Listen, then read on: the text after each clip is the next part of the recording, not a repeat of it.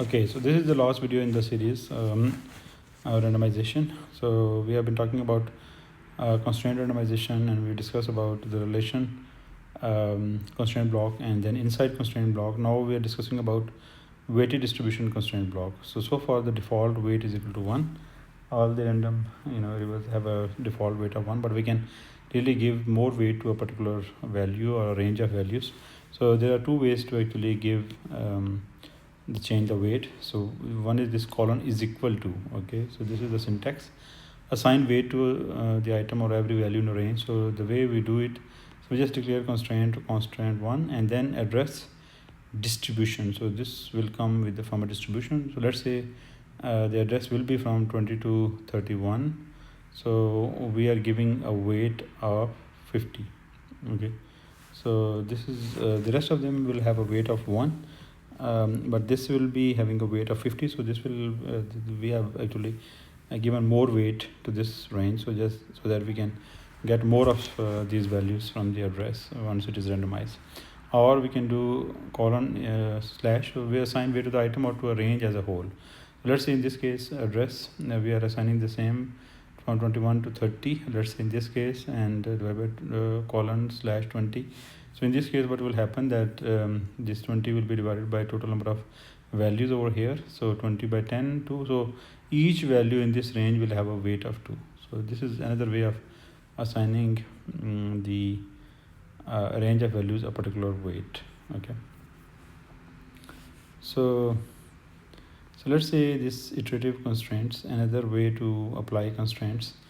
So let's say we have and a data array, okay, so of logic 8 type, and what we are trying to do over here is that we are actually applying a constraint 1. So for all the array, so for each data I, if I is less than 15, so I'm actually telling that my data should also be less than equal to I.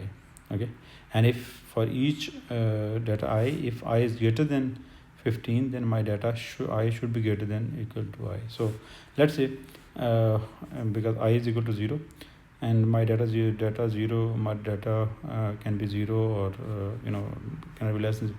But if data, let's say 1, because I is equal to 1, so I can take a value of 0 and 1. Okay, so less than equal to I. And likewise, let's say if I is equal to 16, my data can be anything greater than equal to 16, so it can be 31. So this is how you can really control the generation of individual element of an array. Okay, just like we did with the rand mode, we can really control the constraints using constraint mode. Okay, so let's say we have these constraints on the address and the data. Okay, so address is greater than equal to 0 and data is actually any of the values 0, 1, 2, 4, 8, 16, 32.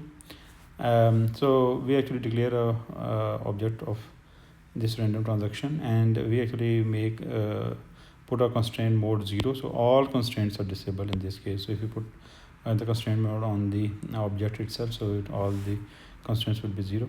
And if you do randomize now, so since all the constraints are 0, so any we will have a uniform distribution of data. And then now we are actually randomizing.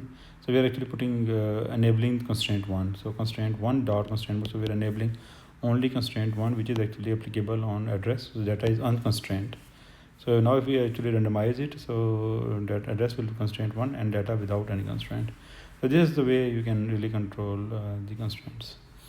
The last topic is basically so randomization might not be true all the time. So it depends on if you have a conflicting constraints, then it might fail as well. So let's say the same example that you just seen over here. So now if we just randomize it over here, and then we are putting a constraint on the address, that address should be greater than equal to 0. And now if we just do rt1 randomize and put a constraint inline constraint that address is less than 1. So here we are saying that address should be greater than 0, and then here we are actually saying that address is less than 1. So it means that there is a conflict here.